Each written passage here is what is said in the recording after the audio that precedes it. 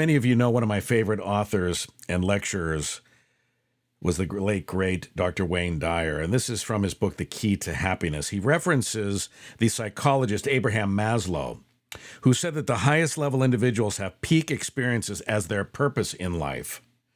What Maslow meant by a peak experience is to be totally, completely, thoroughly involved in a moment. That is, the ability to transcend everything. A highest level, no limit person is immensely capable of making any moment a peak experience.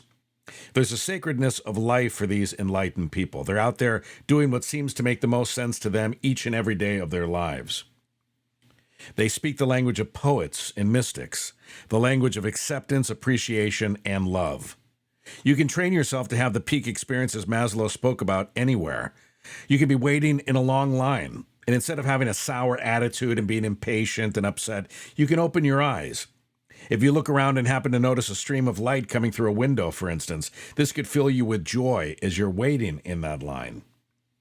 You'll discover that the only difference between a flower and a weed is a judgment. I love that. That's so powerful. You'll discover that the only difference between a flower and a weed is a judgment. That's all. As far as the universe is concerned, a flower isn't better. Some people just happen to prefer them. The only difference between being beautiful and unattractive is a judgment. No one in the world is unattractive. It doesn't exist. Unattractive is simply what people decide to believe. I think that's so powerful, and it's true. There are many things that we consider ultimately to be right or wrong, but there are so many other things that are just mere judgments, like waiting in a long line, or being rejected for a job, or not getting exactly what you think you want on any given day. We interpret these things as maybe wrong or even right, but they're not necessarily so. They're just judgments, ultimately.